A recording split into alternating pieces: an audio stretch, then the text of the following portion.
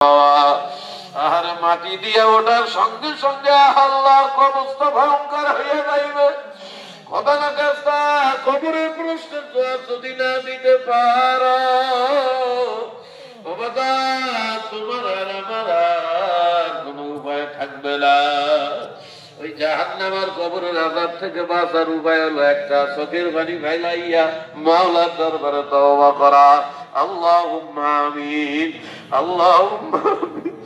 ও আরশ মহল্লার মালিকরা, বরাদুর সোহাগ করিয়া বনিয়াদম বানায়া কিছুদিন ঘুরাইয়া ফিরাইয়া আবার ওই অন্ধকার কবরে লইয়া যাওয়া। আল্লাহ আমাদের মনে বুঝুক আর না বুঝুক, আমরা যতই চেষ্টা করি কেউ দুনিয়ায় থাকতে পারবো না।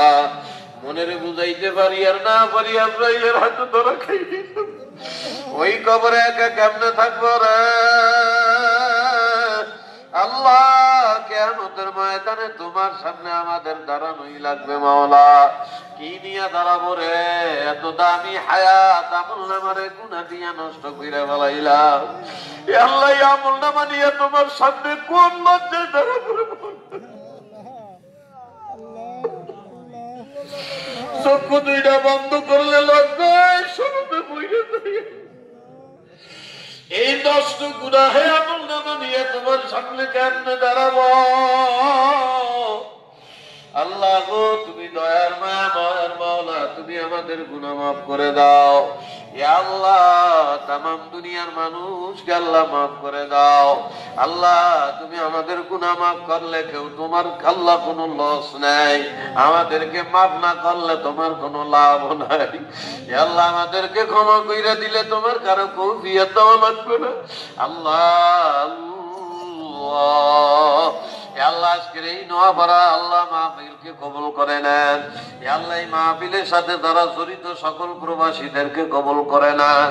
প্রবাসীদের বালা মুসিবত থেকে হেফাজত করেন, ইনকামে বরকত দেন। এই মাহফিলের উসিলায় গোটা এই নোয়াপাড়ার উপরে রহমত নাজিল করে দেন। আল্লাহ আমার সোনা বাকি আবু হানিফের নেক হায়াত দিয়ে দাও। আল্লাহ ভবিষ্যৎ উজ্জ্বল করে দাও মাওলা। আল্লাহ গোটা এলাকার মানুষের উপর খাস রহমত নাজিল করে দাও। আল্লাহ আমরা যারা মা হারাইলাম, বাবা হারাইলাম, আল্লাহ আমি আমার আব্বার এই দুই হাত দিয়ে কবরে রাখতে। আল্লাহ আমার আব্বা এখন কবরে আর কেমন আছে শীতের মধ্যে জানি না। আল্লাহ আমার আব্বার কবরকে জান্নাতের বাগান বানাও। এমনি আজকের মাহফিলে পর্দা আলে আমরা যারা যারা মা বাবা হারাইলাম, আব্বা আম্মার কবরকে জান্নাতের বাগান বানায়া দাও।